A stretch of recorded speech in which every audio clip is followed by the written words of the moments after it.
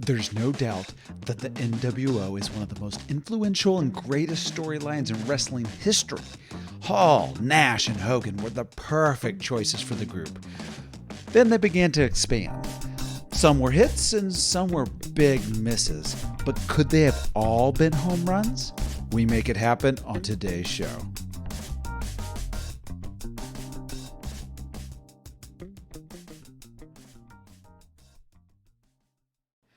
Welcome to Rebooking the Territory podcast. This is your host, Luke Thayer.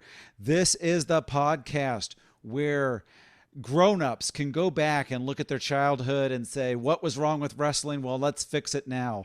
And not only am I a stand-up comedian and entertainer performer that loves to do this, I love to bring on guests that love to do this, people who have been in show business, are currently in show business. They know how to write a story, and now they can go back and say, hey, what was it that I want changed?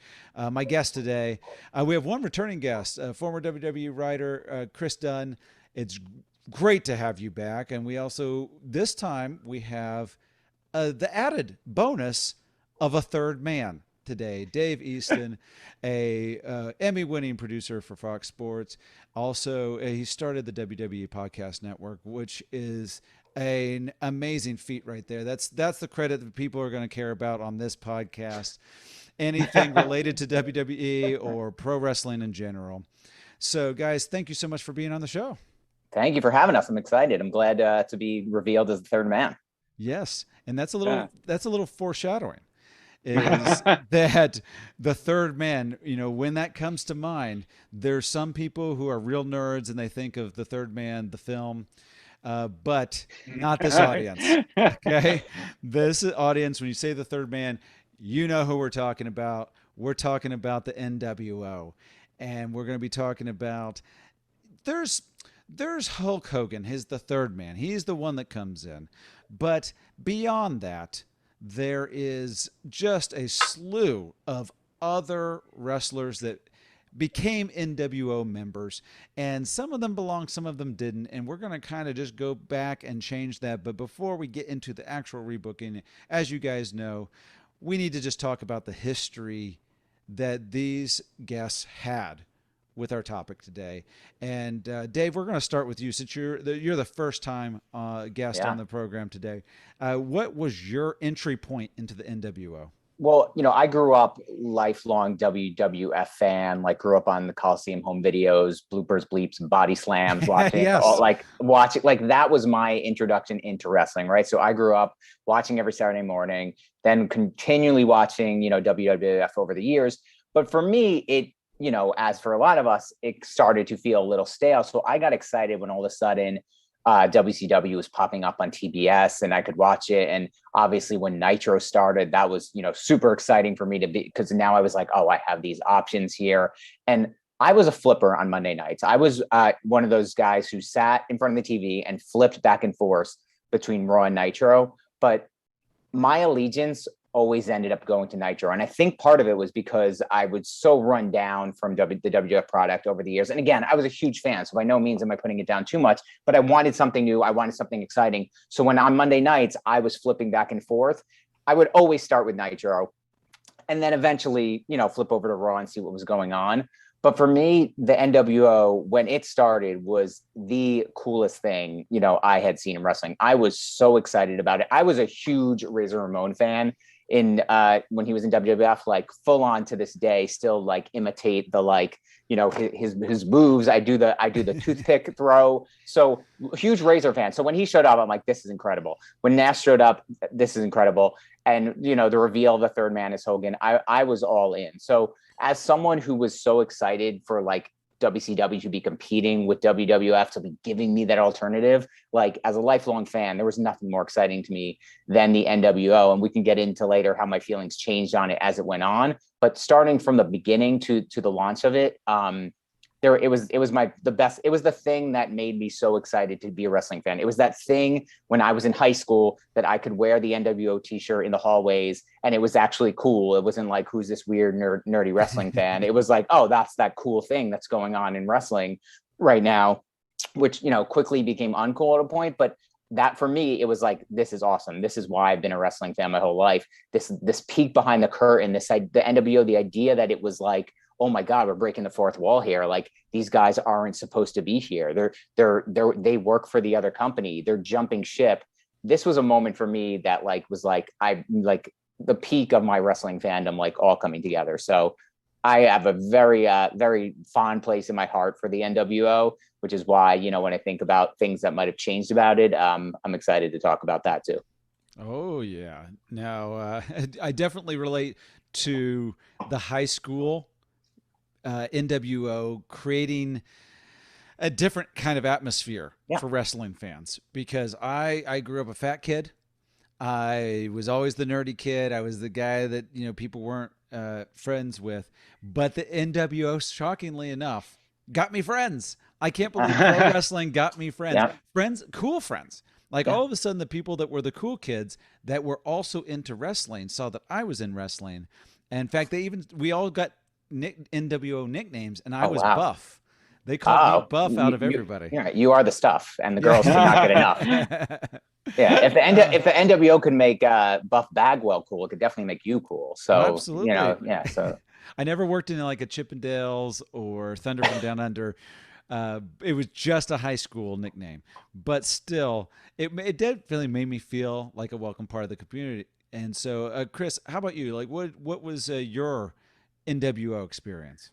Well, it's well, first off, like kind of one thing that I stood out with Dave was talking, like, it's probably the coolest shirt in wrestling history. Yes. It's like a shirt that you can wear like in a time where it was just like, you would have buy a WWF shirt of like a giant Bret Hart that would go like shoulder to like your waistline. This was like a shirt that's actually like fashionably cool. I think like at that point I was like just like kind of on like the periphery of getting back into wrestling. Like I was a big Razor fan. I like Diesel enough. And it's when he eventually became Kevin Nash in WCW, I loved him. But how'd you feel about Oz before he got big Oz guy? I mean, that's peak Kevin Nash. Yeah, and huge diamond stud. I actually, that was my first introduction was Diamond Stud with him. So I saw him at a Clash of Champions. Yeah. But yeah, like I grew up a Hulkamaniac at the time, which unfortunately, when Hulkamania really turned heel as an adult, it was awkward. But at the time when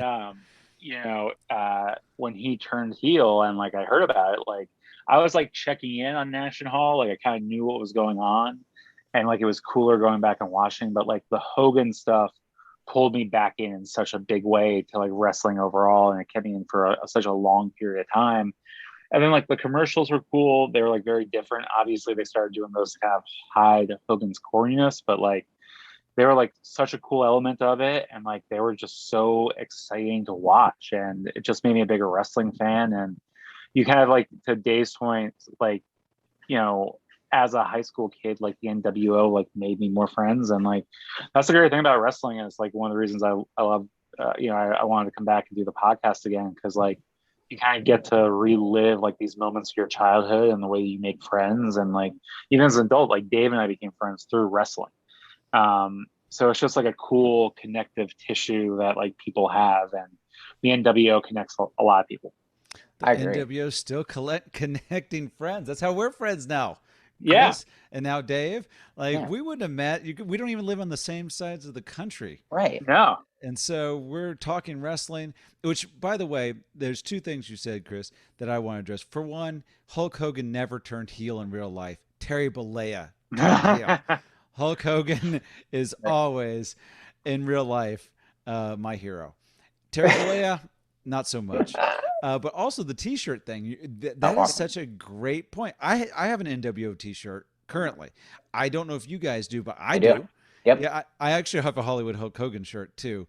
But that one's maybe because of not everybody views Hulk Hogan Terry Bollea separation the way I do. It's a little more awkward to wear. Got it. But and you still see them in crowds today. Like, oh, totally. Anytime you watch a Raw or a SmackDown, they're throughout, and they still sell well. A a lot of the times too now, like if you're doing like a Macho Man shirt or like a Brett shirt, like you're not taking the same shirt from the 90s or the early 2000s. You're kind of doing a new design. This is like a classic shirt that still sells. It's Yes. true. It was the NWO shirt, and it was the Austin, later the Austin 316 shirt, Yeah. and that are the long-lasting shirts from that era, right? And it's like if you even look today at the Bullet Club shirt, like it's following in many ways the style of the NWO shirt. And I know I'm not the first person to say that, but like the NWO shirt definitely created like, okay, this is a cool T-shirt that I can wear that I and wrestling fans know is a wrestling shirt, but people who don't know wrestling are still seeing me wearing a shirt that looks kind of cool. And like, that's a trend that, again, never, like you said, Chris, never existed with wrestling tees before. And like, think of all the shirts that have come after that, like also haven't done it. Like DX never really had a shirt that was like a cool DX shirt. Right. And you think about like other like guys and factions, like it's like, there's not that long lastingness of the NWO. I think the part of that too is like the color scheme, like being black and white's like it's easier to wear like a black and white shirt to to a kegger than like a bright yellow Hulkamania shirt. Like you can blend in and just like be normal and casual like in NWO. Like if you're wearing like a bright red and yellow shirt or like a bright green and black shirt, you are making a statement. So and black is slimming, and there is many wrestling fans that need the slimming effect from their wrestling shirt. So that's part of it. Because I was just thinking about, I have a Shawn Michaels shirt, full on like kind of what you're describing, shoulders to waist. It's just a picture of Shawn Michaels, and that one, especially in high school, you couldn't wear that one to school. Right. It's him with the hearts on, and he's got the heart glasses, and is a mullet flowing, and it's not. It's a sexy boy shirt. Yeah, it's a sexy boy shirt, and it's not that far off from like his Playgirl like shoot. Yeah. It feels like you're wearing that on your shirt, and you're like, you're not making friends with that shirt. Right. The NWO shirt, you were making friends. Yeah, it's funny you say we're talking about the shirt making you feel cool. It's like if you think about it, the NWO, I think one of its, long lasting things it did that was so amazing. It made Hulk Hogan, who was so not cool at the time, cool. Like Hulk Hogan was at a time where it's like Pasta Mania Hulk Hogan. It's Hulk Hogan, feuding with the Dungeon of Doom and, the Four Horsemen for the 800th time. It's like the reason that, we all loved the Hogan turn so much was because of how boring and uncool he was before he joined the NWO. And I think like it's interesting that we talk about how like the NWO made wrestling fans feel cool. It's like it just fits, and it's kind of poetic that it made the ultimate guy who was no longer cool at all suddenly cool. And like I think that's a testament to Hall and Nash for like kind of putting their cool rub on Hogan. Like Chris said, those ads, commercials they did again hid kind of Hulk's kind of cheesiness and made him feel cool. So I think like that's like, as we talk about the shirt and us feeling cool for being NWO fans when we were in high school, like the ultimate version of that is that it made Hulk Hogan cool. Absolutely. Yeah. Oh, absolutely. Yeah. There's the element of that, and also the Wolfpack symbol. Yeah, the hand gesture. People are still doing this today. Yeah. Now, to be fair, they're mostly middle-aged men doing it to each other at bachelor parties for second and third marriages, but still they're doing it. Yeah. And so there is a long-lasting effect with all of this. Now, when we talk about the NWO, obviously the three original members with the Outsiders and Hulk Hogan, that is obviously the core. That's the one that we think about today. That's basically the one that went into the Hall of Fame. I mean, they added Six in as well, but I mean, come on. It's really the three of them. If you're going to add Six, then I think you have to add other members beyond Six. Yeah. But hey, whatever. Sean Waltman, I love him, but I don't necessarily primarily think of him as NWO 6. You've got Eric Bischoff being part of that, I think is probably a fair enough person to say made the complete package there. But then you've got members, you just start going down the list. Obviously, there's some really cool additions that I think are interesting, like the Giant. But then you've got people all the way down to like Vincent and beyond. Yeah, I mean, I think it's funny you say how we know how beyond. I actually wanted to play a game with you guys because we remember that first kind of chunk of guys who joined, and you remember some along the lines. You can like picture that massive group of like 30 people standing in the ring and be like, who was there, who was there. But I actually, in looking at the full NWO member list, I couldn't believe some of the people that actually were in it. And it was like, I'm like, at some point you're like, what, these people are just like complete jobbers, how they joined. So I wanted to see how much you guys, I remember this too, or for people listening. So we created a little game, It's called NWO or NW No. See what we did there? I'm going to name someone. That's good. I'm going to name someone. I want you to tell me, were they NWO or NW No? Chris and Luke, I'm gonna have you play against each other since you guys have cool. Because I think this plays well to just how ridiculous the NWO grew and just the amount of jabronis that ended up in it. All right. So first one, Disco Inferno, NWO or NW No? I'll go NWO. I see. I'm gonna have to say, if my memory serves me correctly, that he wanted to be in the NWO. They put a shirt on him and then beat him down. So I'm going to say he was a no. Okay, so technically it was the correct answer is NWO because he was in for a really short time in the NWO Elite, which is interesting to look back now and know that the NWO was elite long before the Bucks and Kenny were. But it after the finger poke of doom, after, the many iterations, Disco Inferno briefly joined for a brief moment there. So he is an NWO. Okay, next one, Juventud Guerrera, NWO or NW No? I'm going to go no as well, because maybe my memory is just like all I remember is the first 15 or 20 members, and I don't go beyond that. But I'm going to say Juventud no. Dunn? I'm going to go no too. This feels like an either or coin flip, but I'm just gonna go no. Okay, you're both right on that. It just felt there were just so many people in the end. I'm like, oh, he felt like someone who could have been. It's hard because I feel like he could have gone in around Conan time. Right, well, exactly. It's too with like the way it became watered down with Wolfpack, Black and White, and then LWO. Like you're trying to remember who's wearing the shirts. That's a good point. All right, David Flair, NWO or NW No? Gosh. I'm gonna go NWO. He does feel like he was in for a brief period of time, but really everything I remember him circle around the Horsemen.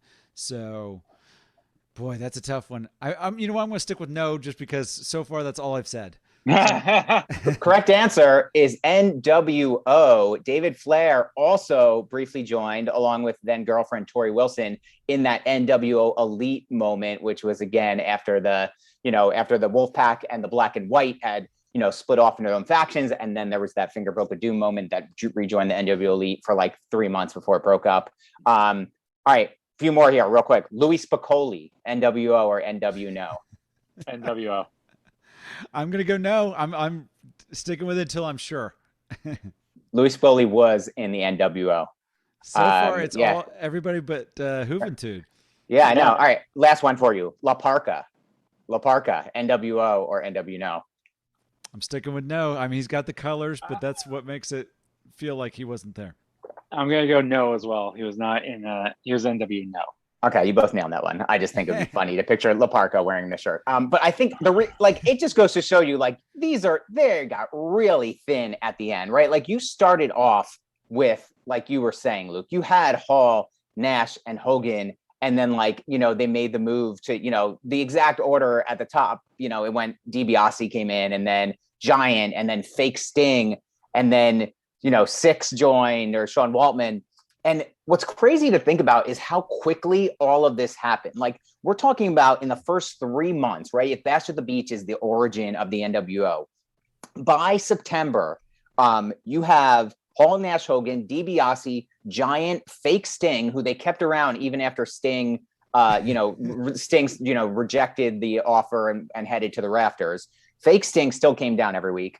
Six Pac, Vincent, Virgil coming in, Nick Patrick as the NWO referee, Miss Elizabeth, and then you had the Nasty Boys join for a week and get kicked out, and then you finally have Bischoff being revealed as behind the NWO in November. But what's crazy is all of that happened in like a 3 to 4 month span, which is just nuts when you think about the NWO and you think about like it's something that you felt like had longevity, right? And then when I actually was looking at this and like researching, because I'm like, I remember it feeling so cool for at least a decent amount of time before it started feeling lame. But you look at that, but in 3 months, it is, I mean, of all those people in there, you're talking about DiBiase, who they brought in to be the mouthpiece and the money behind it, and then quickly, you know, drop that for Bischoff to come in and take the same role. Giant, who to me never really made sense in the NWO, because I think that the strength of the NWO was that they were an outsider faction, that it felt new, that they felt cool, and Giant just didn't fit to me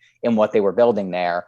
And then, you know, fakes again, like fake Sting, but like Vincent, Nick Patrick, Miss Elizabeth, like you're talking about just like people that were old and beyond, you know, they were no longer like people that the audience was actually excited to see. Miss Elizabeth could never talk. And by this point, like, I'm not saying she wasn't still beautiful, but like, it wasn't like she was, you know, someone that the audience was dying to see anymore. So to me, it's like, you look at the first 3-4 months and you're like, oh man, like this is like already like, we're way off the rails. And you know, we can go on and on with the list of like what continues to happen. But to me, it's like, there's so much I would change right off the bat right there, because again, we're 4 months in and we're already like a bunch of jobbers. It's also like from a, I'm sorry, Luke. No, but Chris, like go ahead. From a booking strategy, it's still like weird to put the Giant in there.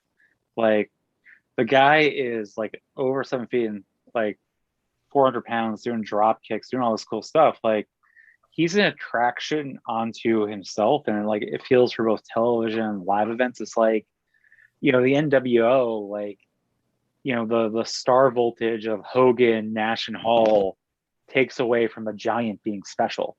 And yeah, like I think you want him to kind of stand out beyond his own and be his own attraction, especially on a 3-hour show. Like, geez. Well, something, you know, before we get to this rebooking here, something I think is really important to point out is the high school version of me, how me and my friends looked at NWO Expansion every week. We were actually really, really excited to see who the new member of the week essentially was going to be. So it did keep us watching every week. We wanted to see, because it felt like, who knows who's going to show up. You don't know if Shawn Michaels is going to show up, or Bret Hart, or maybe even something crazy like The Undertaker. You don't know who is going to show up. And so, you know, those first few months, you know, obviously you look at those first few members that were brought in, you know, and we'll get into whether or not the Giant / Big Show should have been part of that or not. But he was at least one that we go, oh, that's interesting. And then Six is brought in. Oh, that's interesting. But really quickly after that, it started being like, okay, here's Vincent.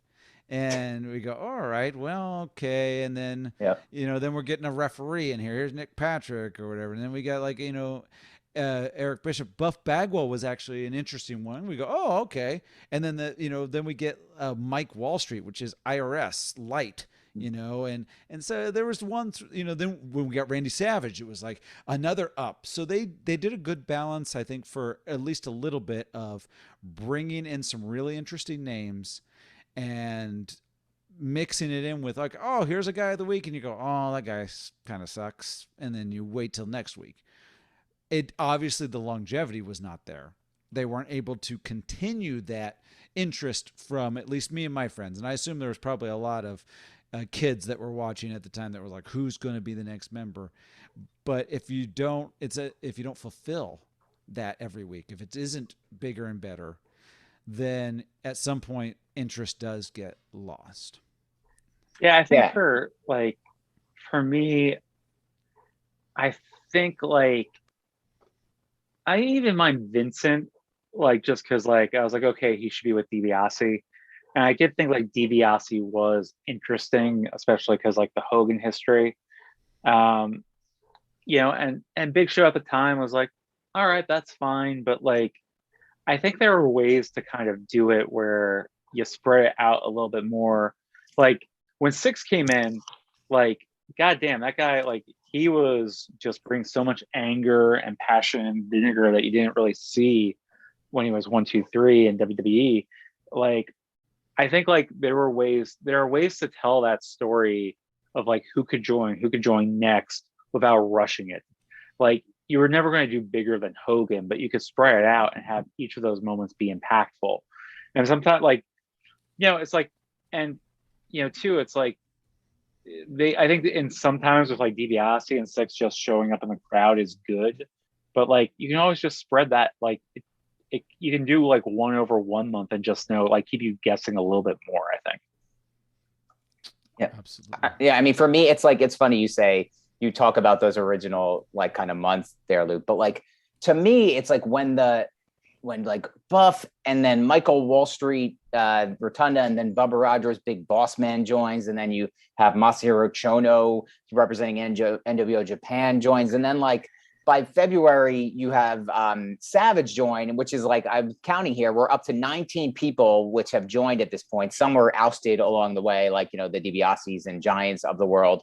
But like, that's where like for me, I was like, oh, like I thought this was going to be this like super cool thing where all these outsiders were going to come in, and it was going to be this cool like group that like was like, you were like, oh man, this feels new, this feels different. And like, once like I was like, here's IRS and the Big Boss Man, and it was like the card of like WrestleMania 7, and I'm like, by that point I was already feeling like, oh man, I'm bummed out. Now like obviously you had like Hall, Nash, Hogan sustaining it, but like that's where to me like it's crazy to kind of look at now, like in that first year, like we kind of just went through them there, and then like following that, all leading up to the Bash in '97 when Dennis Rodman joined, like you had like, Great Muta, Tenzan, and Saito join for NWO Japan. You had Conan, then you had Dennis Rodman, which means you're up to like now like 24 members. After that, you quickly have Kurt Hennig. You have Rick Rude in the night that he,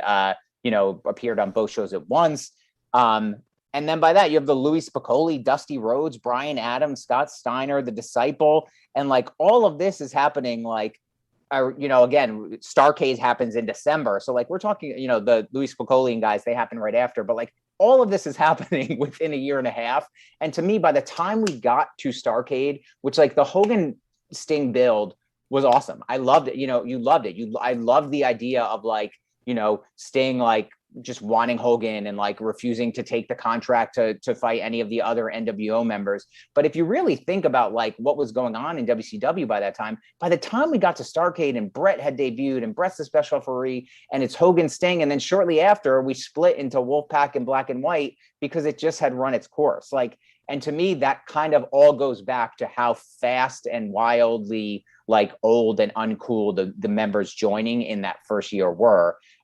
So when I think about like doing it differently, which we can get into, I would probably wipe out 95% of that and start completely fresh in a way that actually hits what I think the criteria the NWO should have always been, which is outsiders coming in, like you said, not knowing who and where they're coming from, something that feels new and fresh, and a cool factor, actually feeling cool. And like, I think that's why we all loved NWO. And I think that's why WCW went out of business the way it did, was because something that was so cool became so uncool so quickly.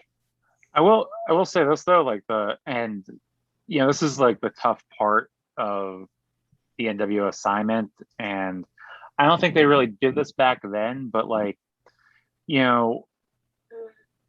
this is after the territory days. It's 50 weeks a year of television. If you're trying to sell these main events against Raw or these pay-per-view main events, you have to build your baby faces to face Hogan and like be meaningful. And there are some guys in that group, like you're not going to want to bump. You want to keep their heat until like hopefully give it to Sting to, blow off when he becomes champion, or like if you're trying to build someone else. That's actually like one of the reasons I always hate, and I always cite the Lex Luger winning with WCW title for 1 week. It's like, well, you blew off Hogan's heat, and now it's going to be less meaningful for when Sting wins down the road. But whatever, like, so you need like people to like take bumps, like like when I started WWE, like Dana Brooke was with Charlotte Flair, and Charlotte like never got touched. Like Dana was like taking bumps for the babyface all the time. Like obviously Charlotte and Sasha had those great matches, but like you built a very strong and impactful heel And like Dana Brooke like earned all of her money by taking bumps for Charlotte. I think here, like, you know, if they had the intention of like the big boss mans of the world and the Wall Streets of the world doing that, I think that would help. But it became such a gang mentality where they didn't execute that. And that's too why like I don't love like the idea of like a Savage joining or, you know, a Big Show joining, because like those aren't, you know, those guys aren't people to take bumps for other heels. They're babyface opponents to build and build and build. And obviously they had their matches, but you know, it's a tricky balance. And I think you kind of have to find people without, you know, over satirizing the group, where like they are cool enough to be in the group. Like there's nobody lamer in my book as a professional wrestler than Scott Norton. The fact that he was in NWO is wild. And like, but like to find people who are cool enough but okay enough to take like bumps, like people that work with the act but aren't sore thumbs, but can take a bump. So when the babyface steps in the ring with a heel, it's meaningful. Very much so. Well, that kind of leads us into the rebooking. So yeah, as we get into this rebooking, we've already hinted at some of the people that were like, I don't think they should be there. And so, you know, but that doesn't necessarily get us to an actual rebooking. So let's just start from scratch right here. We've got the 3 original members of the NWO, because I don't think we're going to change that. Like I almost refuse to let anybody change that third man from Hogan to anybody else. I think he's the perfect one for this. So if we go beyond that, let's just start changing things up here. Well, Dave, you seem to have like one that ready to go. Why don't you? I've just been thinking about this a lot, and I alluded to it earlier with just how I feel like that like original, you know, I guess like let's call it like 10 members that join, like the original 10 of like going Hall, Nash, Hogan, DiBiase, Giant, Big Sting, Six-Pac, Vincent, Nick Patrick, Miss Elizabeth.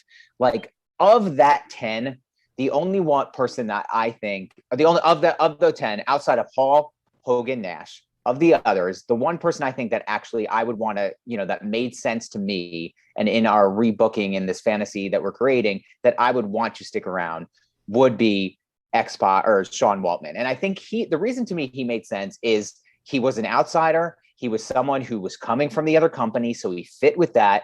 The fact that he was the real life friend of Hall and Nash and that they were able to play up that he's part of their crew, part of this clique, it all fit with that like cool factor of what we were seeing. So in my fantasy booking world, 6-Pac becomes 4-Pac, and he to me could be the fourth man. I think six about like 1 + 2 + 3, or no, he was the sixth man because it went DiBiase, Giant, and it was DiBiase was 4, Giant was 5. Yeah. And then 6 became the sixth man. That's why they had the like 6-ball, the 6-ball shirts, which I actually love that shirt too. In my fantasy world, I'm going to have to though throw out. Okay. I think I'm with Chris on this. I think it was the 1, 2, 3 kid added up to 6. Okay. Well, but I think but he was also the sixth man, right? Yeah. If you look at Hall, Nash, Hogan, DiBiase, Giant, 6, unless you count fake Sting. So I think it actually all worked, you know? Yeah, it both worked. I just wanted to throw that. By the way, too, like one thing about this podcast, I think we all forgot to mention is like it's 25th anniversary, right? Oh, it is. Yeah, it is the 25th anniversary. If you add 2 and 5 together, you get 7. That's true, right? If you take away NWO Sting from that, that's 6. Also, the 1, 2, 3 Kid was probably only in WWF for 6 years. True. So, it all adds up now. It all adds up. It's all in the first 6 weeks of the NWO forming. So in my world, like let's let 6-Pac join. We can still call him 6-Pac because that's cooler than 4-Pac. But I think we can skip over, you know, because I do think Bischoff really did work as the mouthpiece for the group, and it made sense that he was this, you know, Turner employee. The idea that he had, you know, billionaire Ted, Uncle Ted's wallet that he could open to anyone. To me, that I actually think that made sense. So in this world, like, I don't think, you know, and they figured out that DiBiase, you know, ended up not being needed once Bischoff came aboard. So in this world, I think we skip over DiBiase, we skip over Giant. we get to where, we drag out the beginning months a little bit more without a new member joining every week. I know that there was some excitement to that, but I think in this world, we get to Six-Pac, we get to Bischoff being revealed as the brains and the money behind all of this. And Bischoff saying, in reality, he said, you have 30 days to join the NWO or else, which led to the Buff Bagwells and the Michael Wall Street and the Big Bubba Rogers joining. In this world, he plays up that, what?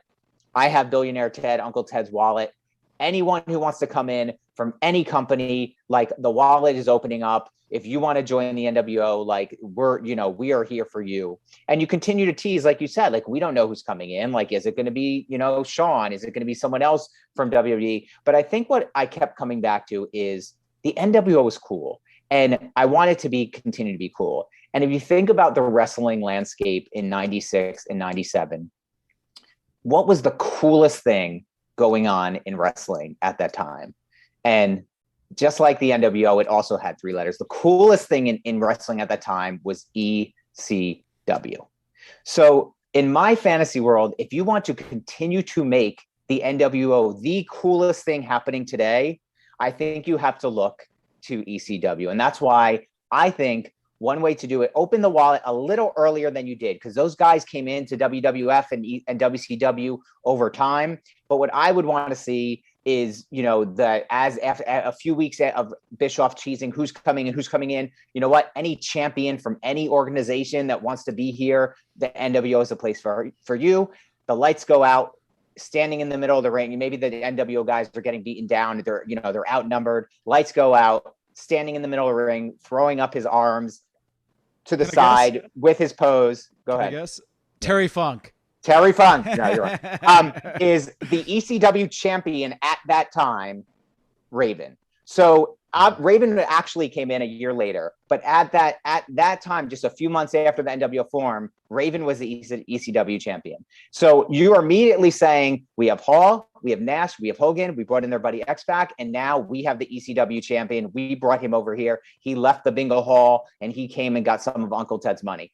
And the thing about Raven and what worked when he got there in reality, which could still work in this storyline, was the DDP storyline they played up of the two of them having a history of Raven and DDP being camp buddies. And I think what bringing him in allows you to do, it gives you more, you could still be building Hogan's Sting throughout this time. It lets Raven start, a feud with DDP and lets that kind of build. And Raven, is the kind of guy who, similar to Sting, was always kind of lurking in the shadows. You're able to play that up a little bit. And you have Raven cut some kind of promo where, he says, in his poetic ways, he always did, that Raven, he always travels with a flock, and that where I go, my friends will, soon follow, quote the Raven nevermore. So that starts leading, who's coming next? Like, is it what's going to happen? Which leads, a few weeks down the line, maybe a month later, at this point, 6-Pac, 4-Pac is the cruiserweight champion. And you have a situation where Ray now let's have Ray beat 6 for the cruiserweight title. All the cruiserweights come down. They're celebrating. We beat the NWO guy. Lights go out. You hear schmaz going on in the ring. What's going on? What's going on? And when the lights come back on, standing in the middle of the ring, choking out Ray with his arms crossed, is the human suplex machine, Taz. So now we have Raven. Now we bring in Taz. And then the cruiserweights get up on Taz still. They outnumber Taz and 6-Pac, and the lights go back out again. When they come back on, up on the top rope, delivering a 5-star flag splash, also wearing the NWO colors, is Rob Van Dam. So now what we created in this world is an NWO. And now if you think about that time period, I just want to say, it was May of 97 when Taz and RVD and others invaded Raw. So we're beating them to the punch. We're getting these guys before they go to Raw. We're looking at what's going on in the wrestling landscape and knowing these are the rising stars in ECW. At this point, Taz versus Sabu was the hottest thing going. That was the build-up to Barely Legal, even though it wasn't the main event. It was the match everyone was talking about. And RVD, he was the one who shined after that the WWE invasion as Mr. Monday Night. So we're getting these guys on their way up. So to me, now we have a situation where the NWO, instead of this schmaz of 20 guys, is Hogan, Hall, Nash, Raven, Taz, RVD, and Eric Bischoff as the voice box for them, as the man behind it all. And then maybe you bring in a valet. Maybe we're able to like score a valet like Sonny from WWF to be the valet who's great on the mic. And to me, if that's your year one or so of NWO, that to me, it hits all the criteria. You have outsiders coming in. They're cool guys. It feels new and fresh. It lets Taz be the cruiserweight bully that can run roughshod through the cruiserweight division while they're doing their flipping and flying. He's trying to choke everyone out. It lets Raven and RVD feud with the Savages and Lugers and DDPs of the world while you're also still building Hogan and Sting. To me, a core of those guys like hits all the criteria and makes this actual NWO an actual cool organization that has longevity. Now there's places to go from there, which we can get into, which I've thought out, but like at that point, I feel like to me, that's a cooler NWO than anything that we actually got. And Ooh, I think Chris, that what are you helps. thinking about that? I think that helps too, because like, you know, when you're kind of living in the moment where WWE, you know, purchased WCW, you know, I think there was like a feeling that when the first Raw after Nitro was off the air, like all these fans were going to come over. You know, that was like it didn't happen. Like, you know, the ratings didn't like if you know Nitro had like, and I'm just like throwing out a number, 2 million people, then 3 million people. All those people didn't jump to Raw. They were WCW fans. I think by you know keeping those WCW fans, having them be more loyal, you kind of bring in more fans this other way by instead of having it be a little bit more heated, choosing sides, and trying to keep that audience that was going between Raw and Nitro. You know, I think like less WCW people in the group is better, and I like going the outsiders. I think Sonny is a great idea too because she was such a great talker, and at that point, like, you know, ECW was using her a bit. She was kind of going in between, and like obviously she's had her problems now, but she kind of like when she was on her game, she was one of the best managers there was. So yeah, I love this idea. I think it helps, and I think it makes it much cooler. Okay, guys. Well, I'm going to kind of step back a couple points to when we were just talking about the NWO members, and I have maybe a slight divergence of opinion with you guys about a certain member, which is the Giant. And so for me, the Giant actually, you know, because I have to go back to my brain at the time, what I'm seeing as an audience member, and I thought he fit perfectly. I don't think the execution worked. And so the reason I think it fit was here's a guy who comes in as a member, and he hadn't been, I mean, he was basically brand new. He's really young. So just, I wouldn't have used him as much of a wrestler. I would have used him more as here's the muscle behind these guys. A guy that comes in, can drop some people and not have to actually be in matches. He's not there to do matches. All right. So when looking at the Giant in there, and you might even say, well, what does that matter? I think an important point that I think Kevin Nash maybe even has made this point in interviews is that when the NWO came in and they got two guys with a couple bats and they're holding off all of WCW's roster, it makes all of those guys look like in the WCW roster look like chumps, makes them look weak. And so if you have someone like the Giant, and to some degree, I can't believe this is about to come out of my mouth, Scott Norton, muscle guys that aren't in, I don't want to see them in matches. I just want to see them kind of as muscle, as they come in and they are actually able to help hold off the WCW roster. It takes away a little bit of the look how weak the WCW guys are when the NWO guys are literally bigger and stronger. And here's a name that I don't think that you probably would ever expect to be thrown in this mix. But just, again, more as like these enforcer guys, these muscle guys, is a John Tenta. You know, you have to strip away all of that junk that he's had on his face for the last few years of being the shark or whatever he's been called. But just literally gigantic human beings. I think John Tenta was like 6'8". You've got Scott Norton is like what? I mean, he's just a barrel-chested 400-pound man that's probably like 6'4". You've got obviously the Giant being 7 feet tall. Just this amount of power that it's like if NWO, because this basic storyline of NWO is we're taking over WCW. So we're invading and we're taking over, and you guys can't stop us. So I view it as you need a wall of power to do that. You can do it 1 week with baseball bats, but you can't do that long term because they could go buy baseball bats too. So now you have to have actual larger human beings. And so there's guys I actually like a lot of what you're saying there with some of those ECW guys, but those aren't big guys. They're smaller than all of the current NWO guys. And so they're not actually in Six. Actually, I want him in there too, by the way. He's a great cruiserweight guy. He's the guy that you can be like, we're taking that title to. He gets to have the great matches and kind of what he did, until he gets fired, which is goes in. He's the one that takes the bumps, and you can have a roster or a roster in the NWO of guys that can do the bumping, but I still think you need that little bit of power first just to make this invasion look interesting. And I think it's important in a lot of ways to not just assimilate WCW guys. So I like that ECW element too. So where does that leave us? Right. I mean, go ahead, Chris. I guess like for me, if you want to say the Giant, like fine. There is, for me, I don't know if there's ever been a wrestler as like not cool as Scott Norton. Like he is Yes. he is like every stereotype of a professional wrestler in a bad way. And like I know he was like guys like him are massive stars in Japan. Mm-hmm. And they are great fodder, but like I think it waters down the brand.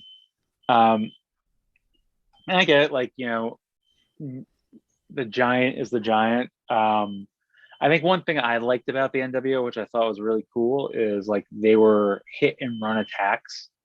Like it was more Guerrilla like, warfare.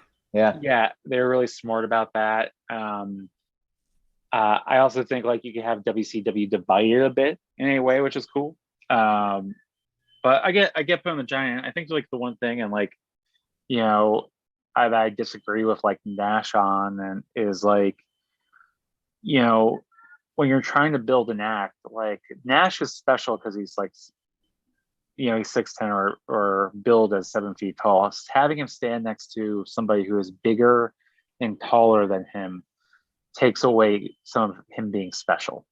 So I think that hurts Nash, but like for this exercise, like, like Big Show, one of the greatest to ever do it. If we want to have him in the group, like he is a Hall of Famer and like a well-earned Hall of Famer. And yeah, for this exercise, we can keep him in. Scott Norton, though, like, oh, come on. Chris Dunn is the biggest Norton mark in the biz. Yes. Like, what are we doing?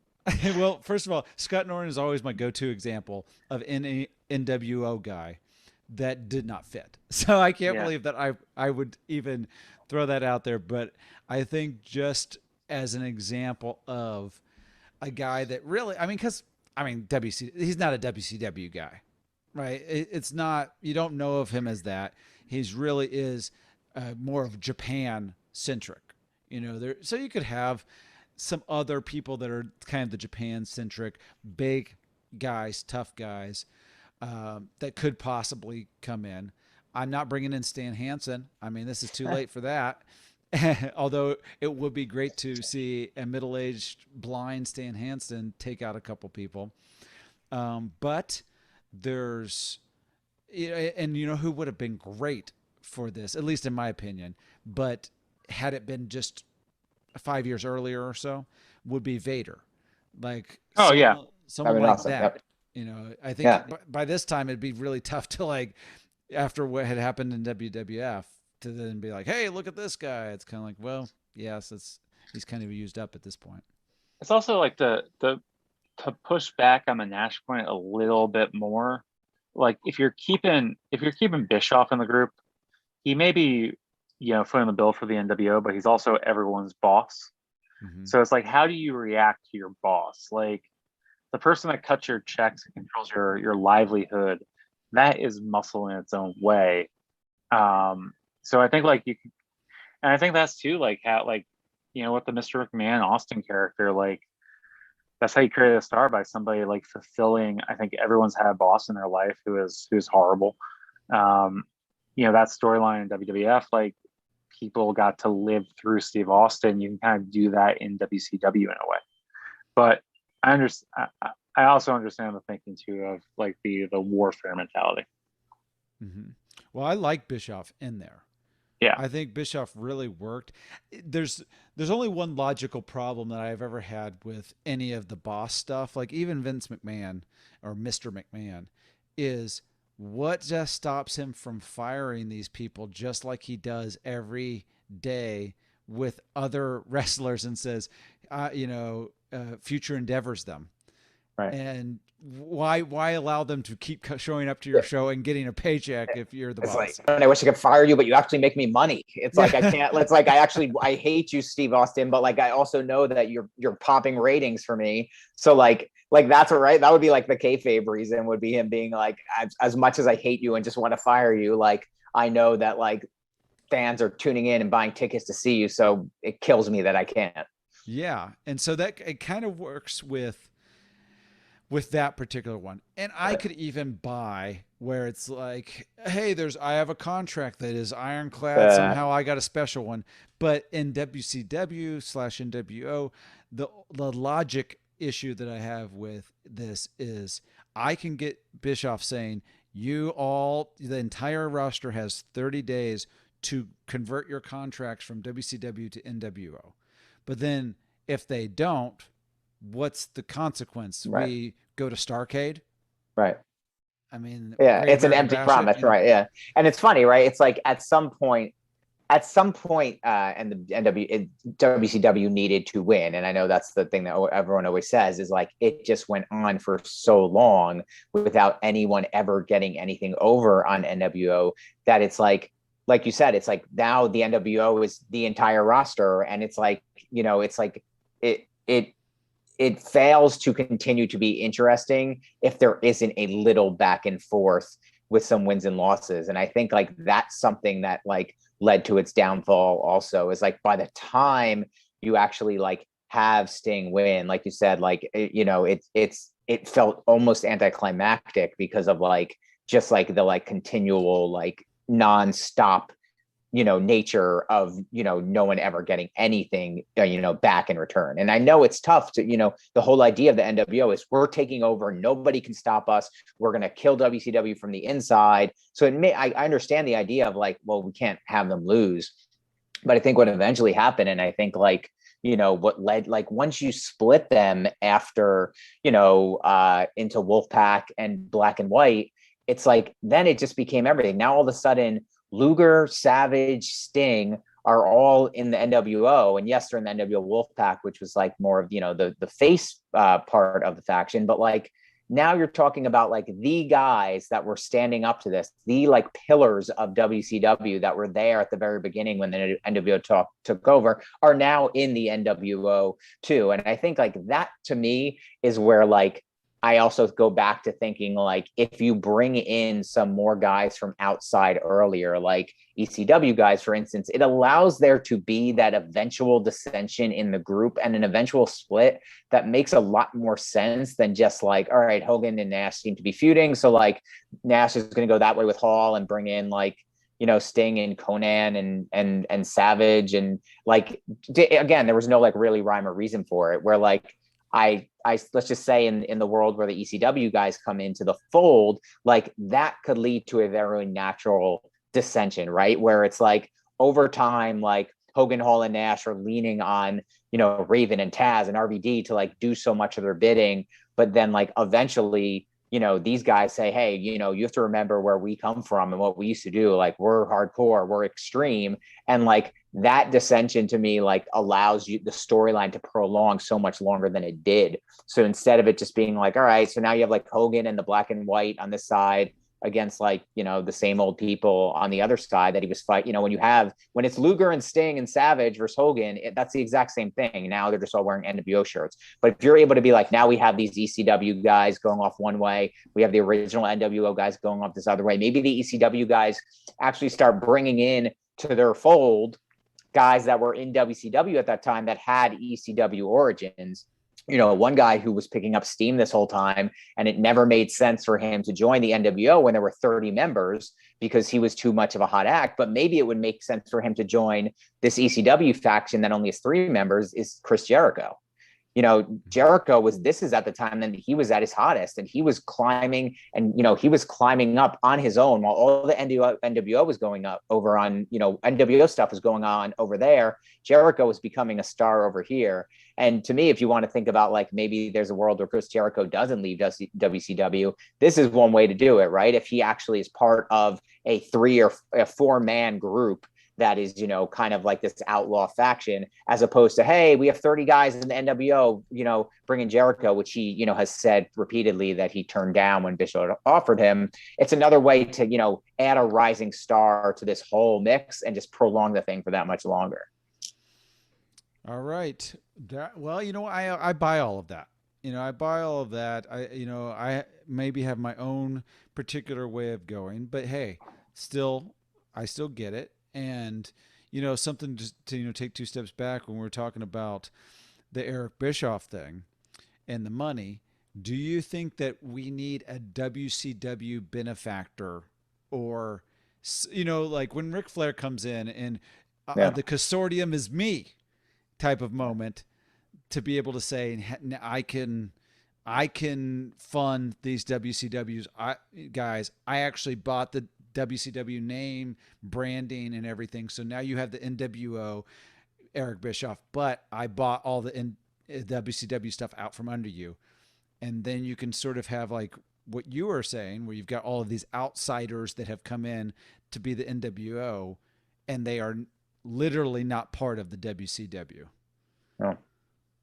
Yeah. I mean, to me, I think you're right in that you need a fodder to Bischoff on the other side. And I think, to be like, wait a minute, like, there's gotta be, if he's just the boss that can do anything and pay anyone and make any rules, like, as we saw, like eventually that got played out. So I do think having like a fodder, like a Flair, actually help, it actually helps a lot. Mm-hmm. So, okay, well, we've got that. Yes. I'm going to kind of, as we're going to be wrapping things up too quickly, I feel like this could be a 2-week episode. The NWO should have gone on for 5 years. Like the fact that it like was already split off in a year and a half is crazy. So just like this, the NWO should have gone on forever. So could this episode, but I know we need to wrap up. I know. You know what? I think maybe if we cut it off and maybe just make this episode only about the first year expansion, because obviously as you get further along, you're getting, I think, some great people in the group. Like at some point, Scott Steiner becomes a superstar heel. Like he is just the biggest heel in the business at one point, the big booty daddy. And so if you have that, if you take some time, you get there, maybe he's leading a different group of the NWO. If they've been separated as 2 different companies, then you don't, I never ever want Sting in this. So maybe if we just take the last couple minutes here, as we go down the line, kind of almost a version of NWO or no, but I will actually just run down the list of people that actually were in it. And we can say, did they belong or did they not belong? Love it. Let's do it. Yeah, let's do it. I love it. Yeah, that'll kind of be our wrap up for today. But man, I think that what we do, this is definitely first year NWO and really first few months of NWO that we've kind of rebooked here. But I think that if we ever in the future, we could just go year by year with the NWO. So obviously we're going to the first 3 members, Scott Hall, Kevin Nash, Hollywood, Hulk Hogan. Great. Ted DiBiase. No, because Bischoff fills the same role a month later. Exactly. Agreed. Yeah, he should have never been involved. It never worked. I also hate the nickname Trillionaire Ted. Nobody's a trillionaire. It didn't make any sense. So, the Giant, in or out for you guys? I go out. Just because, like, kind of what we were talking about before, I think it makes both him and Nash less special. Mm-hmm. I also think you need credible baby faces to go against the NWO, and like, one match against the NWO doesn't make or break it. Okay. I'm going to go out too. I appreciate your point about, giving them muscle, but, I think Hall, Nash, and Hogan were all big men. And I think maybe you wanted to highlight, I want to highlight that a little bit more, but I feel you on wanting to have that muscle behind him. Okay. I feel you guys. And you know what, based on the way he was used there, I'm going to say out. Because, they kicked him out a few months later, right? Yeah, it didn't work. Obviously it was like, it was uneventful and it didn't need to happen. So it was like the way it ended up being used, forget it. I don't need that. One of the most difficult things in wrestling since you've gone to the 52-week a year TV era is keeping people special. Mm-hmm. Because like you used to be able to do it like 1 hour of TV, people would only have to show up twice a month and then they could leave the territory and go somewhere else. You can't do that with WCW or WWE. And like, it just felt that made the Giant less special. Absolutely. Yeah, absolutely. Well, NWO Sting, worthless storyline, worthwhile. No, I appreciated it at that moment for like a week, right? When you there was that real, is Sting going to join before he said, he headed up to the rafters. I appreciate the idea of them with like a 1 week fake out, but like once Sting says no, then drop it. Yeah. I disagree with Dave only because like Hall and Nash were so like, obviously they're lying and they're having so much fun like messing with everyone. I thought like, should it be like a 52-week a year thing? No, but like I think there was mileage after the first week of just entertaining television. All right, we've got a 1-1. I'll be the tiebreaker here. I hated NWO Sting. I despised it almost as much as Chris hates Scott Norton. Scott Norton. I started to say Jim Norton, and I'm like, if I said that, Chris hates the comedian Jim Norton for some reason. So out 6 X-Pac. I think we've already said in. We all got him in. Surprisingly enough, Kyle Petty's on the list. I noticed that. No. Out. See ya, buddy. Nope. Vincent. Nope. Out. Yeah, he's gone. Miss Elizabeth. Nope. Out.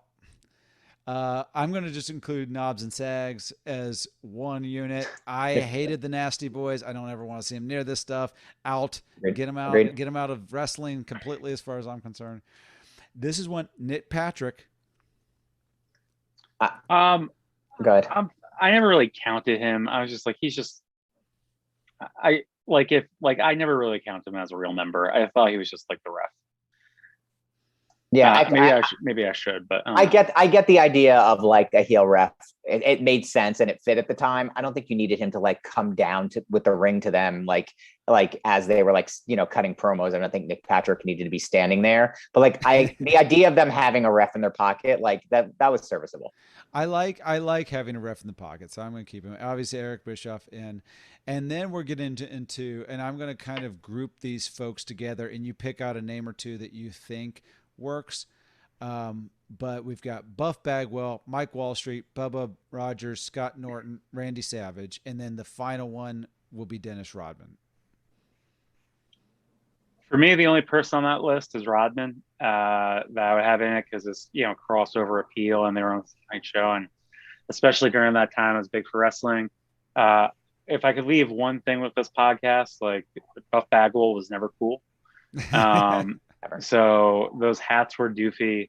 He was also like one of the worst workers you'll ever see, and just I never thought highly of him. And like I think having Savage in that group didn't help him and didn't help the group. I agree. I know you just named a lot of people. To me, I would, like I said earlier, like I don't need any of them. I think they all watered it down completely. And, again, to me, Savage did not, make any sense. And but I think Rodman was, having Rodman and that celebrity involvement and like that he fit, right? When we talk about like cool, like he, at that time, he was the coolest. So I would say no to all those guys, that Michael Wall Street, Bubba Rogers, Buff, Savage, Norton. I don't need any of them. Yeah, and like with the wrestling, like I think it's a little messed up to say, but like I think some promoters kind of look at it as like, we have wrestling fans money and we have their eyeballs and we have their attention. We are trying to get the people outside of that group to make more money for the company. And I think that's why you bring a Rodman in, even though sometimes that alienates wrestling fans. Okay, well, this is that last group of names I want to do. So I'll kind of do my take on that. You guys have basically agreed on all those. I'm going to disagree a little bit. Buff Bagwell, was he cool? No, but was he a great heel at this time for what WCW was doing? I thought so. I thought he was able to cut a version of a promo that worked well in this era. He could come out and look goofy but everything about it was heelish. And he also looked great in terms of body. And so I like him at least at some point, not necessarily in the first 6 months or year, but I like him being part of the NWO, just the system, if you want to say, at some point. But the other guys, Mike Wall Street, Bubba Rogers, and Scott Norton, I'm out. Even though I like the idea of Scott Norton being muscle, just him in general just didn't ever work for me. I did not like him. Randy Savage, the only thing I don't like about him being in was that's how Hogan turned heel, was turning on Savage. So then for Savage to come in, I don't like that. And then Dennis Rodman, you got to keep him because it provided the breakup moment. He actually in spirit really fit the NWO because Rodman was so hot at this time. So he was the worm. He fit the counterculture of the 90s perfectly, and that's what the NWO was. So, guys, I think we got the first year out of the way of the NWO. We'll probably have to do another episode on all of this. Definitely. But I want to make next 25-year anniversary. The next 25-year anniversary, we'll do the second year of this. So just real quick, everybody, at the Dunniverse for Chris Dunn on Twitter, and at Easton for Dave Easton on Twitter. And please follow these guys. And yes, guys, I have to have you both on again at some point. Thank you, man. This was awesome. Thank you for having us. I could do this for life. Perfect. You're the man, Luke. This show's awesome. Thank you for listening to the podcast. Do you agree with our booking? Would you do it differently? Well, I'm at Comedian Luke on all social media platforms, and you can actually at Rebooking TT on Twitter and Rebooking the Territory on Facebook. You can also find out about future episodes there. Be sure to hit that subscribe button and please give us a 5-star review. It truly helps.